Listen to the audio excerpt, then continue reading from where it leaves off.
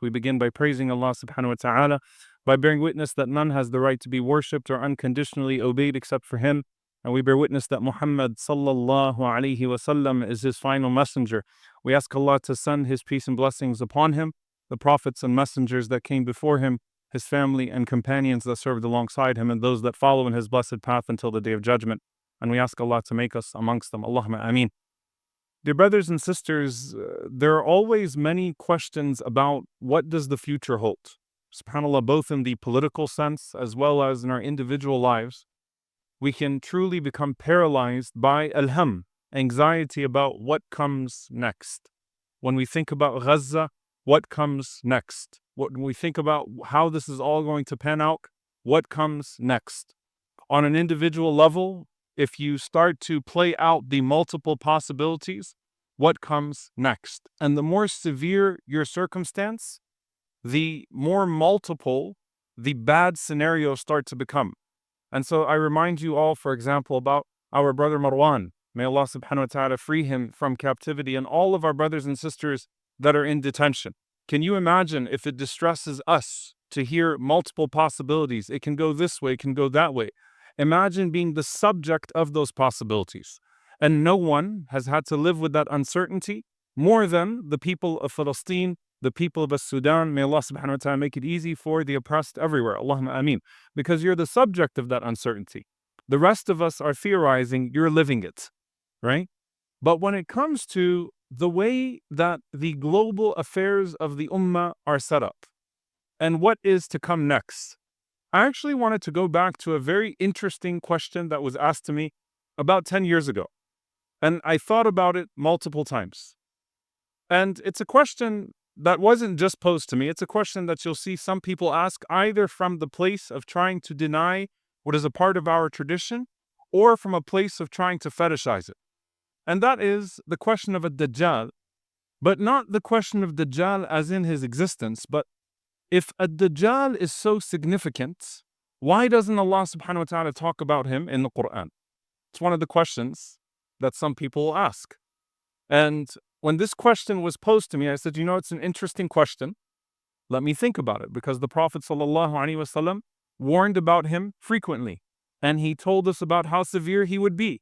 And we should seek refuge in Allah subhanahu wa ta'ala from his fitna in every single salah. So clearly, وَمَا يَنْطِقُ عَنِ الْهَوَىٰ, I am not one who denies the sunnah, and miserable is the one who denies the sunnah. The Prophet ﷺ speaks from the same source as the Quran. But the wisdom, the ultimate wisdom, only belongs to Allah subhanahu wa ta'ala.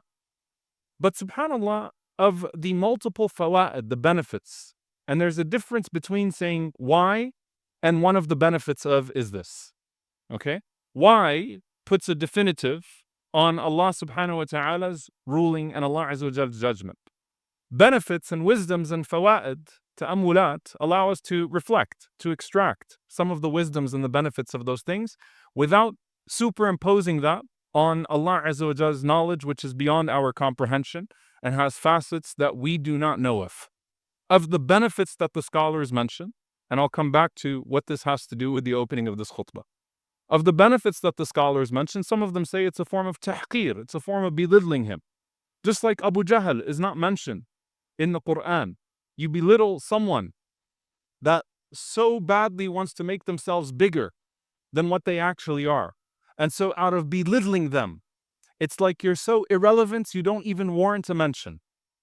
And that is one form. And subhanAllah, truly, when it's all said and done, when the pages are dried of our days on this earth, he goes away and he's irrelevant, completely irrelevant, has nothing to give, nothing to harm.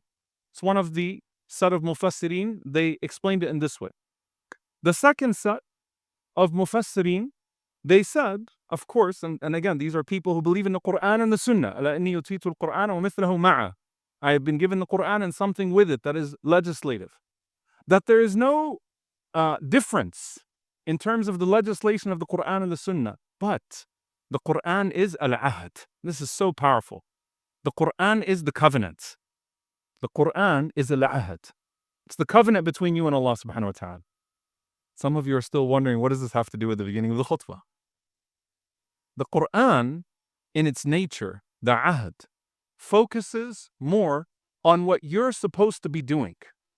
And it tells you the lessons of the past more so than it does of the future, meaning it's more about prophets than it is about predictions and prophecies to come, because the idea of the ahd is that if you hold on to the ahd properly, if you hold on to the Quran properly, you hold on to what Allah subhanahu wa ta'ala gave you of universal principles, consistent principles, then the future of outcomes is completely irrelevant to you. That is with Allah subhanahu wa ta'ala.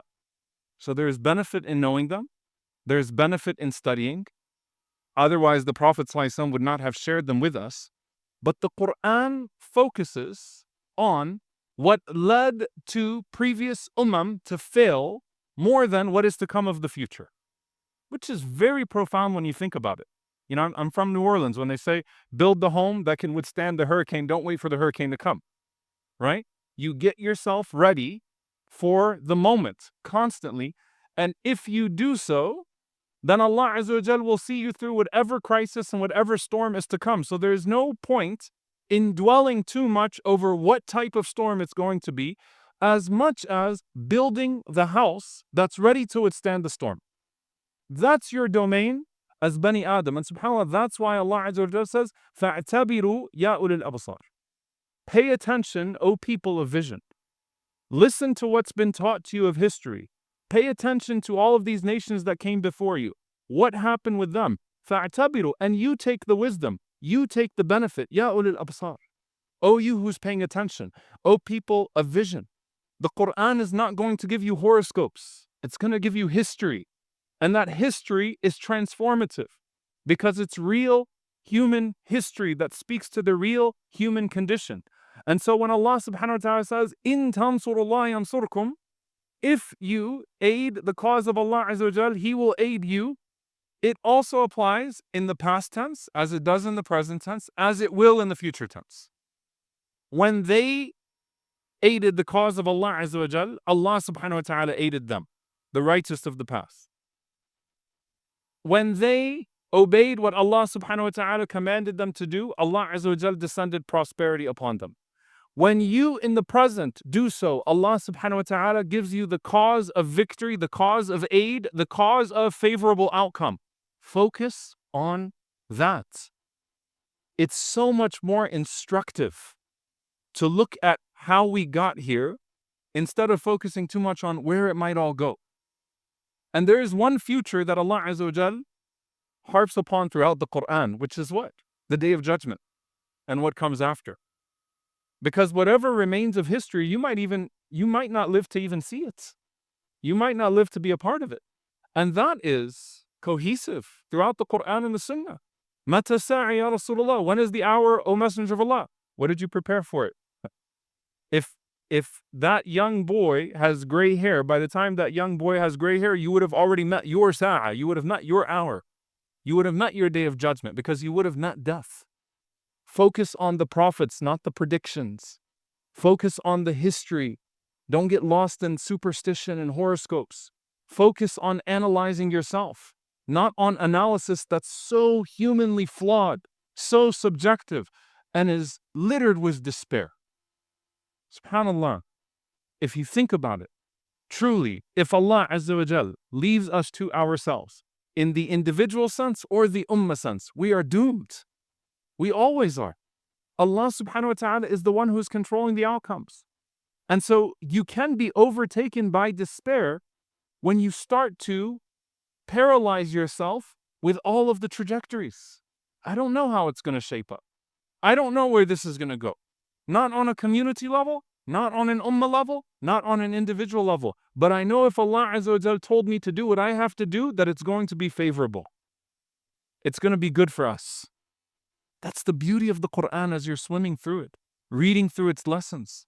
And subhanAllah, all of the signs of the Day of Judgment. Some of the ulama, like Hafid ibn Kathir, rahimahullah, one of the earliest ones, started to categorize alamat as-sa'a, the signs of the Day of Judgment.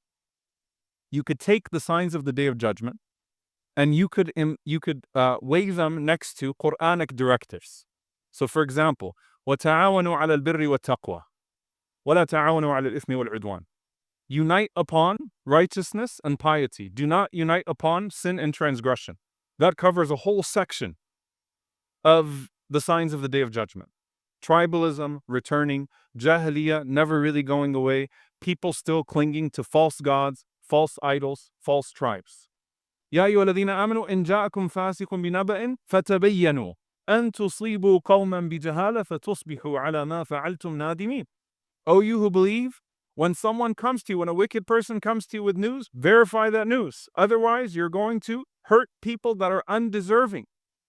And you are going to be the one that's going to be regretful. A whole section of the Day of Judgment, the signs of the Day of Judgment, is about deception, right? Is about the things that people will try to rush, the fake news, the false news that will obliterate us. Now, you can imagine that the Sahaba perhaps did not see the exact devices of AI that we see right now coming to place, but they didn't have to. They knew that Dajjala would be followed by more Dajjala, deception would be followed by more tools of deception, would be followed by more tools of deception, until that deception completely overloads the senses with Ad-Dajjal, the deceiver, right?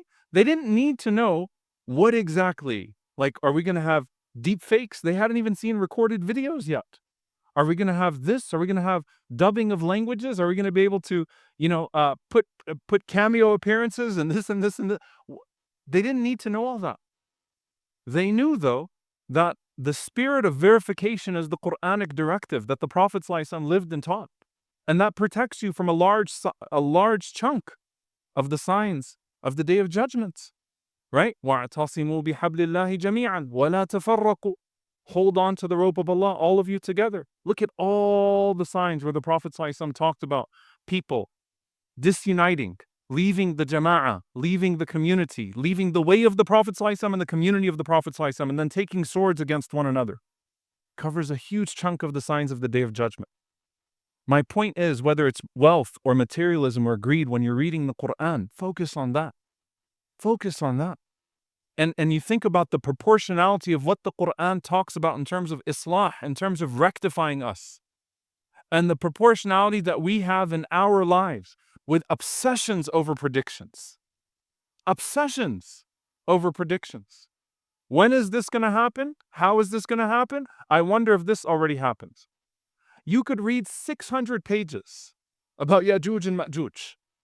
Or you could just take the hadith about what it is and be satisfied and say, I better be in taqwa, whether it's Ya'juj and Ma'juj that look like this or that or come from here or there, that overrun the earth. I don't want to be on the side of those that die with little iman in their hearts. And if it's not Ya'juj and Ma'juj, then it could be the Israeli occupation or someone else.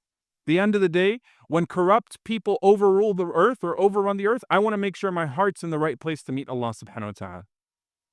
Don't waste your time on predictions. Focus on prophetic imperative. Focus on prophetic directive. And the last thing that I'll say is this. This is true in the individual level as well.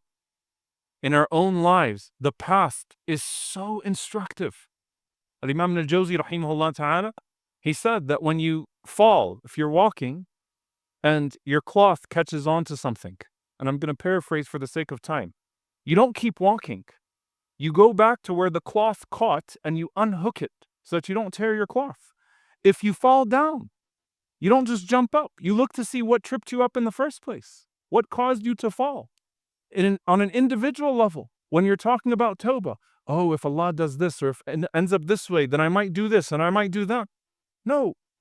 What are you doing to change the circumstances around you so that you don't end up in the bad situation that you were in before? The past is so instructive. That's what you focus on. That's what you exert yourself looking to in every single dimension of your life. How did I get here? Not where I might go, because the ultimate where I will go is the Day of Judgment, is standing in front of Allah subhanahu wa ta'ala, is being asked about how I behaved in every single circumstance that He put me in. And so the Quran is al-ahad. That's your covenant. Best manifested through the life of the Prophet sallallahu alaihi wasallam, elaborated on through the divine rightful guidance of the Messenger of Allah sallallahu alaihi wasallam. The Quran is your ahad. Hold on to that. It'll give you hope. It'll give you instruction. it'll give you imperative, it'll give you divine reassurance that Allah Azza wa Jal will always take care of what's in His domain. Focus on what you can control, not what He controls exclusively of the outcomes. May Allah subhanahu wa ta'ala allow us to learn from our past, to be the best version of ourselves in the present, and to give us the best future in this life and the next. May Allah Azza wa Jal give us victory in this ummah. May Allah subhanahu wa ta'ala allow us to be a part of the liberation of Al-Masjid Al-Aqsa, not just to see it, to be a part of the liberation of Al-Masjid Al-Aqsa. And may Allah subhanahu wa ta'ala allow us to be gathered with our beloved Prophet sallallahu alaihi wasallam and all of the righteous ones that came before. في الفردوس الأعلى. اللهم آمين. أقول قولي هذا واستغفر الله لي ولكم ولسائر المسلمين فاستغفروا إنه الغفور الرحيم. الحمد لله والصلاة والسلام على رسول الله وعلى آله وصحبه ومن والاه. اللهم اغفر للمؤمنين والمؤمنات والمسلمين والمسلمات الأحياء منهم والأموات إنك سميع قريب مجيب الدعوات. اللهم اغفر لنا وارحمنا واعف عنا ولا تعذبنا. ربنا ظلمنا أنفسنا وإن لم تغفر لنا وترحمنا لنكونن من الخاسرين.